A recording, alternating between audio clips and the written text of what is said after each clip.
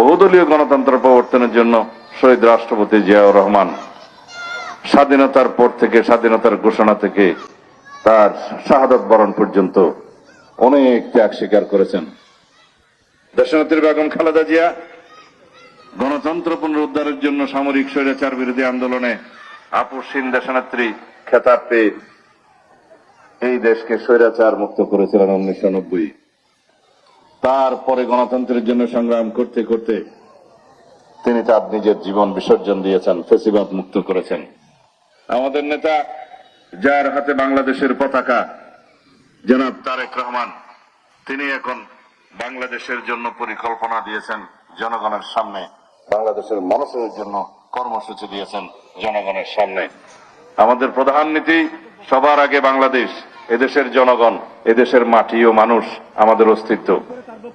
সুতরাং আমরা আগামী নির্বাচনে 12ই ফেব্রুয়ারির জাতীয় সংসদ নির্বাচনে, যে নির্বাচন বাংলাদেশের ইতিহাসের সবচেয়ে গুরুত্বপূর্ণ নির্বাচন, সেই নির্বাচনে আমরা দেশের শক্তির পক্ষে থাকি। দলমত নির্বিশেষে সবাইকে আহ্বান জানাবো, আমরা দেশের গণতন্ত্রকে শক্তিশালী করার জন্য এইবার আপনারা ধানের শীতের পক্ষে একটি ভোট দেবেন। অনেকেই প্রশ্ন করতে পারেন, আপনারা প্রতিদ্বন্দ্বিতা করছেন কাদের সাথে, তাদের বক্তব্য কি, তাদের কর্মসূচি কি?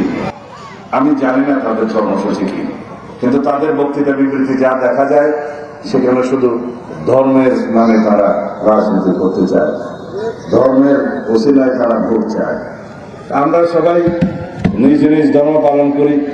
এখানেও বড়দিনশরীতেও আমরা হিন্দু, বৌদ্ধ, খ্রিস্টান সবাই আছে, মুসলমান আছে। এই দেশের 90-92% মানুষ মুসলমান। আমরা যার যার ধর্ম স্বাধীনভাবে পালন করি, যার যার উপাসনালয়ে স্বাধীনভাবে যাই। সুতরাং ধর্ম রাজনীতির একটা অঙ্গ হতে পারে, তবে শুধুমাত্র ধর্মের বাহানায় কেউ কেউ জান্নাতের বরাদ্দ দিচ্ছে, সেই বাহানায় যেন আমরা বিভ্রান্ত না হই। কারণ এদেশের মানুষ, এই সমস্ত ভূখণ্ডে যারাই আমরা বসবাস করি, ধর্ম, বর্ণ, জাত, পাত, ভাষা, সংস্কৃতি নির্বিশেষে আমরা সবাই বাংলাদেশি। এদেশের মানুষ, আমাদের সবার অধিকার সমান, সাংবিধানিক অধিকার সমান, গণতান্ত্রিক অধিকার সমান। আমাদেরকে মানবাধিকার এবং গণতান্ত্রিক অধিকার সমুন্নত করতে হবে, প্রতিষ্ঠা করতে হবে।